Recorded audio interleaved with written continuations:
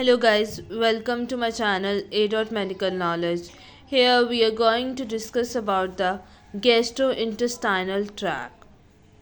We are doing from Pharmacology for Physiotherapy JP.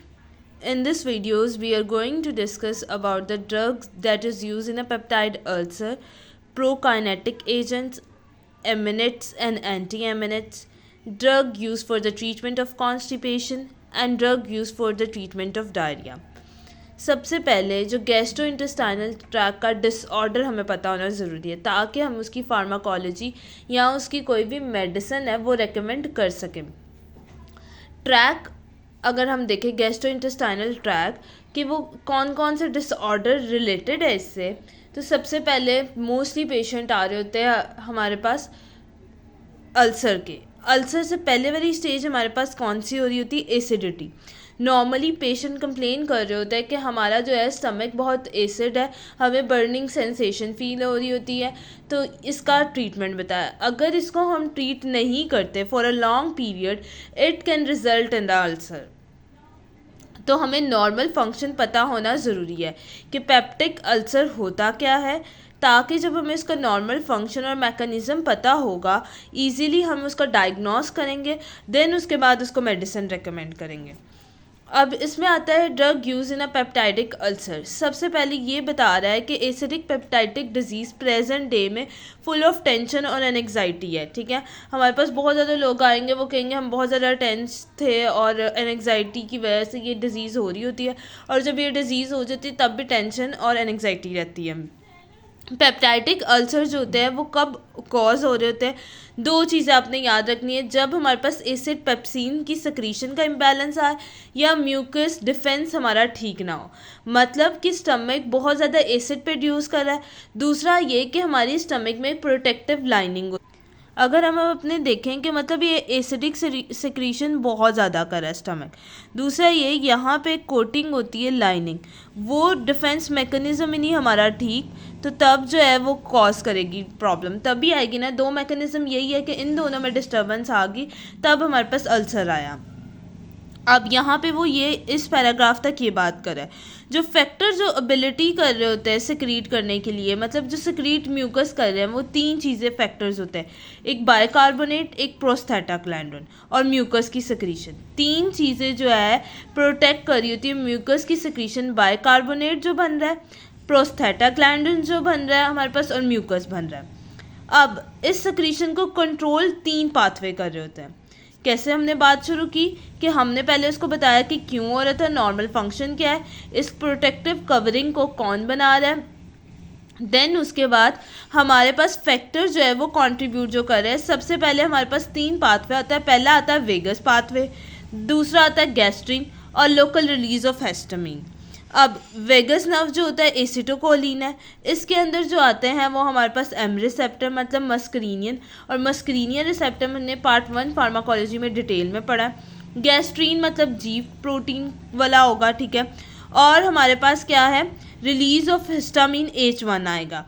अब हम चाहते हैं कि ये चीज़ें ना हो तो अल्सर कॉज नहीं होगा, एसिडिटी कॉज नहीं होगी, तो हमें इनके ब्लॉकर्स चाहिए होंगे। Got it? ड्रग इस पैराग्राफ में जो 3 से 4 बातें आपने नॉर्मली याद रखनी है, वो ये याद रखनी है कि यहाँ पे जो है हमारे पास दो चीज़ों में मसला आएगा तो एसिडिटी होगी। पहली ये कि पेप्सिन की सिक्रीशन बहुत ज़्यादा हो रही है। दूसरी बात ये कि म्यूकस डिफेंस सिस्टम जो हमारी स्टमक के अंदर लाइनिंग है उसका मसला आ गया, ठीक होगा। क्यों आया मसला? कि म्यूकस सिक्रीट नहीं हो रहा था, बाइकार्बोनेट नहीं बन रहे थे, या प्रोस्थेटाग्लैंडिन की सिक्रीशन नहीं हो रही थी। अच्छा, कौन से पाथवे कंट्रोल करते हैं? वेगस, गैस्ट्रिन और रिलीज ऑफ हिस्टामिन। वेगस में हमारे पास क्या आ रहा था? मस्करीनियन M1, और गैस्ट्रिन में G, और रिलीज ऑफ हिस्टामिन में H1। अगर हम 162 पे ये डायग्राम देखें तो एसिटोकोलिन, ये पैराटाइल सेल्स है हमारे, एसिटोकोलिन M1, गैस्ट्रिन G और हिस्टामिन H1। यही बात हमने पीछे डिस्कस की। इसकी सिक्रीशन ये पाथवे हैं जो हमारे पास सिक्रीट करा म्यूकस को। अब आती है क्लासिफिकेशन। क्लासिफिकेशन नॉर्मली बहुत इंपॉर्टेंट है और ये पेपर में आ भी जाती है।